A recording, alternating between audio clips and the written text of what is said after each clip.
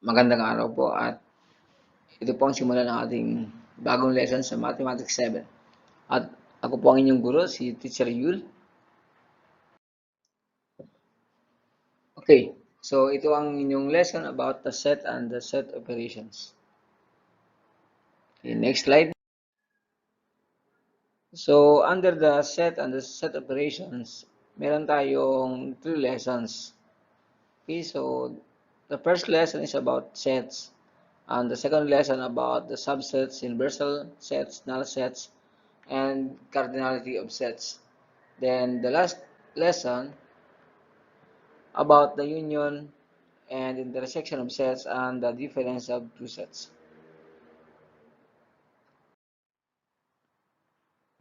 Bago tayo tumuloy sa ating lesson, alamin muna natin kung sino nag-develop ng set or let us call as set theory.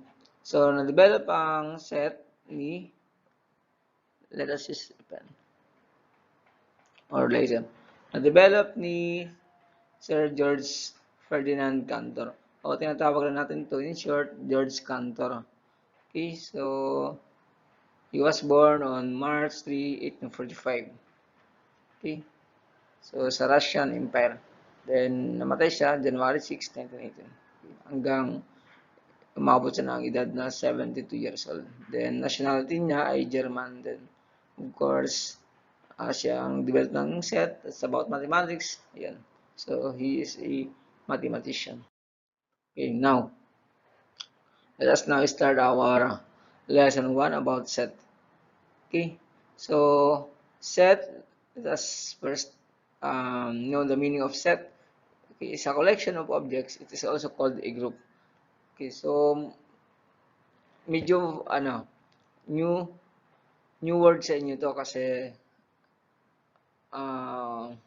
hindi to masyadong ginagamit sa hindi madalas nating bigkasin lalo sa mathematics. Iba kasi ang gamit yan, no? Tinatawag isang group. Dati, no? Okay, nasa elementary pa lang. So ngayon, ito na yung ibig sabihin niya, set, no? Collection of objects. Ibig sabihin ay grupo. Yun lang ang dapat yung tatandaan. Okay, mamaya malaman nyo na yun. Ano pa yung mga ibig sabihin ng set. Another one is set is a well-defined group or collection of objects that share common characteristics. So, is that common characteristic may kapareho silang katangian. Okay. The objects contained in the set are called elements. So, elements. Other word na ginagamit sa elements ay gumagamit tayo ng members and objects. Okay. Objects itself. Yun, ginagamit natin. Then, the symbol, ayan, huwag kalimutan yung letter E, stands for element. A set can be named using capital letters like A, B, C, D, and all in capital letters, no? Ayun, capital letters din. Lahat naman ng letters sa alphabet, no? The English alphabet ay ginagamit. Then use braces para sa members. Kinukulong. To group the elements of set separated by commas or commas. Okay, so additional, if a set contains many elements, we often use 3 dots. Ibig sabihin doon kung mas marami pa, no? Mahaba, mahirap isulat na. Gumagamit na tayo ng comma, then the 3 dots called ellipses. Okay, so makikita nyo mamaya kung paano yon i-apply. Examples ng set. Okay, we have a set of books. Grupo ng mga libro, no, aklat. Then for numbered examples, a set of shapes. Yan, grupo ng mga hugis. Then the last one, we have a set of numbers. Okay. We have the types of sets. Okay, the first one is well-defined set. So, well-defined, it is easy to find or identify. Madali nating matukoy ito, no? Okay, so for example, number 1, we have the set of fruits. Okay, so sabi ka kanina, you can name the set by using the alphabet letters. Then, it must be written in capital letter, no? Capital, dapat malaki. So, the set of fruits, we use letter F. So, why I'm using letter F? Okay, para lang talagang malapit dun sa ating pinag-usapan, F. But, it doesn't mean na dapat F talaga o hindi naman kailangang ano yan, F ang gamitin mo. You can use A. So, ginawa ko lang sana F para mas malapit. Okay, so we have the set of mangoes, grapes, and oranges for fruits. And for number 2, we have the set of numbers. So, n equals numbers naman, no? N. Yan. So, ginagawa ko lang sa para mas malapit. So, we have the set of numbers. We have many numbers. But for now, I am just using the 1, 3, 6, 8, and 10. Okay. For the second type, we have the not well-defined set. Of course, the word not, malaman agad natin pagkakaiba. It is the opposite of well-defined set. Kabalteran. Then it uses an adjective word. So, tatandaan nyo, no? Mas madali makita natin kapag ang set na yun o sentence na yun ay gumagamit ng adjective word. Example number 1, we have the set of fast cars. So, the adjective word in this sentence is fast. So, alam nyo na, it means that, sabi doon sa kanyang definition, not well-defined set. Opposite, it means that, mahirap siyang malaman agad sa grupo. So, hanapin mo, isa-isa mo yan. So, the set of fast cars, alin bang mabilis dyan? So, gagamit tayo dyan ng panukat. Okay. Number 2, the set of behave students. So, okay, I will use the highlight, okay, or a pen.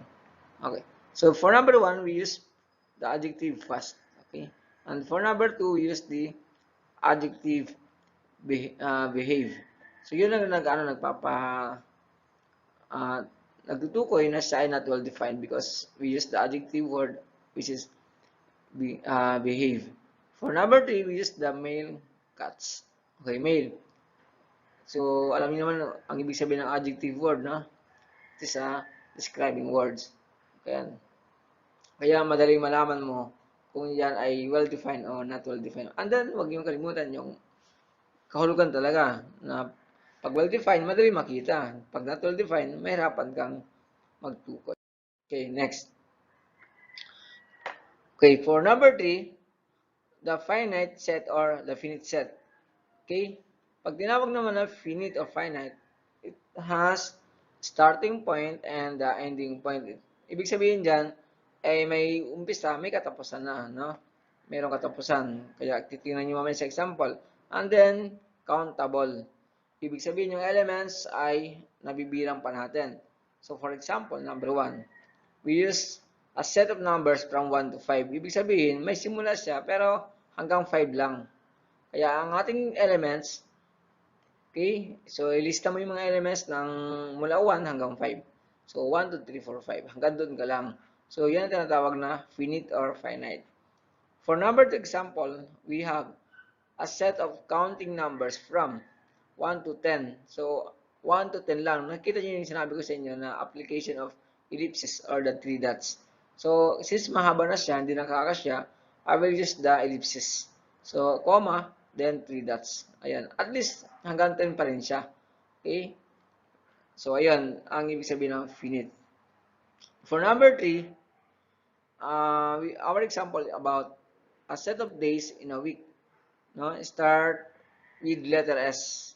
So, sa letter S, okay, so, set D equals Saturday and Sunday. So, yan na naman ang laman ng days na may letter S. Nagsisimula sa letter S. So, yan, madali malaman kung finite or for number 4, infinite, no? Kabaligtaran. Like, well-defined and not well-defined. Okay. For number 4, ayan ang tinatawag natin infinite. Okay? So, wala nang katapusan. Okay. Paano ba yan natin i-apply? And then, additional, if a set has the unlimited number of elements, walang katapusan, walang hangganan. Okay. So, example number 1, we have a set of counting numbers. So, ano ba yung counting numbers? Pag tinawag na counting numbers, yan ay nag-start ng 1. Okay? So, 1. So, from 1, bilang ka. Okay, so maraming kang bibilangin. So, million, billion, trillion. Okay, that's why we use the 3 dots, ellipses. Yun ang sinasabi natin na infinite. Hindi ka matapos magbilang. Okay. Then, for number 2, a set of even numbers. Ganun pa rin. We have many even numbers. So, that's why we cannot list down all even numbers. So, we use the 3 dots. Yun po ang kahalagahan nun. At alam na natin yung pagkakaiba ng finite sa infinite. Okay. So, ito, karagdagan natin. We have an example. Okay. So, we are going to answer the questions from A and B. So, for question number 1, under letter A, we have the set of all odd numbers from 1 to 10. All odd numbers. So, ayan, you are going to write our choices are well defined or not.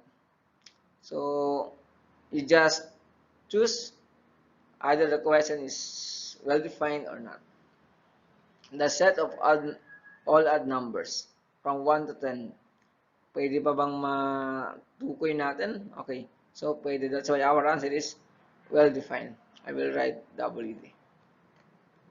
Okay. Well defined. Then, for number 2, the set of all factors of 20. The set of all factors of 20. So, ano ba yung factors? Pero ang tanong natin dyan ay, ang isasagot natin dyan ay kung well-defined pa ba siya? Well-defined. Okay, I forgot letter D.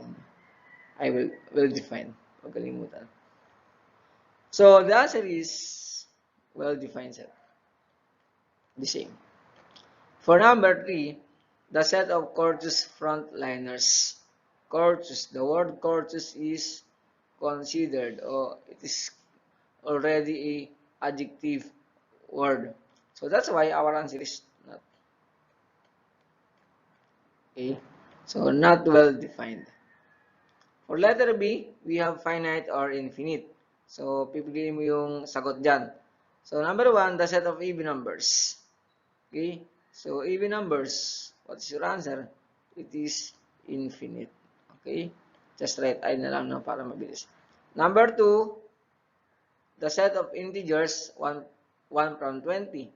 Okay. So, since meron siyang simula at may katapusan lang, hanggang 20 lang.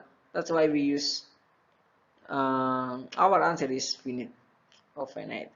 Then, the last number, we have the set of stars. So, ang daming stars. Okay, ang tinutukoy natin yung stars dito, yung sa kalawakan. So, ang rami, kaya hindi natin kayang bilangin. That's why it is called infinite. Or, in short, the other word, ang sagot dyan ay okay. So, yun. Yun po ang ating lahat ng lesson about week 1. So, we studied about, or we discussed about the set, the meaning, then the different kinds of set. At the same time, the lesson 3, we have the operation, the set operations. Yun ang all about the lessons under week 1 in Mathematics 7. So, ayun, we have 2 questions here. So, this is all about to assess yourself, okay, about our lesson.